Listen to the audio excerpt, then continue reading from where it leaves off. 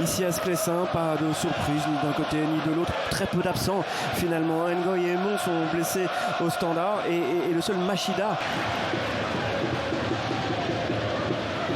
Burgess passe devant Perizza et Burgess enlève encore ce ballon des pieds de Zinkernagel. Burgess en personne centre, il est bon ce centre. Repoussé dans les pieds de Vanzer qui marque. Spontanément, on entend l'instinct du buteur, du meilleur buteur de l'Union cette saison qui vient faire 0-1 à la moitié. On n'est pas toujours bien trouvé des fautifs sur le but, mais c'est Bocadi qui pourrait peut-être venir plus vite au ballon, mais ils on voit, il se relève ici. Donc c'est simplement très bien joué de la part des unionistes. 6 tirs à 3 pour l'Union, 3 cadrés à 1 seulement. Elle a peut-être la grosse occasion du standard maintenant, Alzate. Maurice, un arrêt important, le premier pour le gardien de l'Union aujourd'hui. Notamment Fossé aussi, bien reparti, très très bien joué. Oh la louche, ça passe, oh le penalty. Je pense qu'il y est. Oui, il le donne. Il y est, on vient attraper. Je pense que c'est Zinkernagel qui est au sol. Et les suspens, hein, mais le travail de Fossé, très intéressant, le passement de jambe ici. On n'attend pas forcément que le droitier aille vers l'intérieur. Et là, Zinkernagel qui prend bien la position sur Kandus. Et Kandus qui lui chasse la jambe. Perizza est dans le jeu, mais c'est pas grave. Et oh là là, il faudra arrêter l'image. Il faudra l'image arrêter parce que c'est pas impossible. C'est comme quand elle doit dépasser la ligne sur un but ou pas. Bref, on y retourne. Noé Ducène ou Anthony Maurice. Et c'est but, égalisation du capitaine, un partout. 30 minutes qui nous restent, on voit ici, il vient fermer le pied. Anthony Maurice qui part du bon côté, ça lui passe sous le bras. Et c'est pour ça que c'est souvent mieux tiré. Alors, c'est le premier corner en deuxième mi-temps pour l'Union. Ouais. Thomas. Et sa zone de prédilection, comme d'habitude. On en avait parlé en première mi-temps.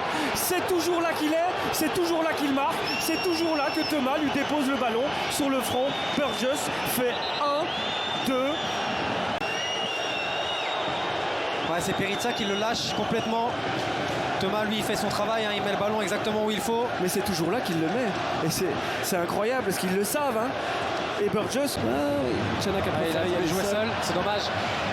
Et Thomas lance Vanzer. C'est un très très bon ballon ça. Et Ayensa arrive. Ouais, c'est du 1 contre 1 contre Bocadi, il doit le jouer. Vanzer, ouais, et c'est dévié pour Ayensa. La remise elle est intelligente. Newcope pour le 1-3. Le break est fait à 4 minutes de la fin. Mais quelle équipe cette Union. Elle a été bousculée pendant une mi-temps, mais elle est en passe de la gagner quand même cette mi-temps-là. Ça s'arrête alors qu'il est au contact de Newcope et à un moment donné, ces efforts-là, alors ils ont couru tous tout le match et à un moment donné ça grince. Ouais, c'est pas sorti, bien joué Dragus.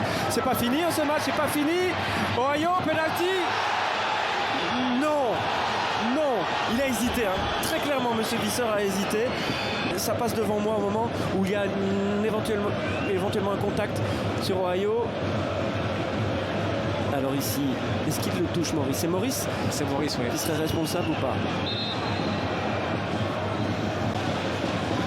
Il n'aura pas eu besoin de regarder beaucoup, Monsieur Visser. Monsieur Visser, voilà. Qui a reconnu tout de suite, j'ai eu mon champ de vision bouché. C'est bien aussi qu'un arbitre puisse reconnaître qu'à un moment donné, il ne peut pas tout voir non plus. Occasion pour Zinkernagel de faire 2-3. Après le pénalty de Ducène, le pénalty du Danois pour le 2-3. Du même côté que lors du pénalty de Noé Ducène, Zinkernagel qui ouvre simplement le pied. 4e but de... Et va aller gagner du temps. Et c'est terminé, je pense qu'il a sifflé la fin du match. Monsieur Visser.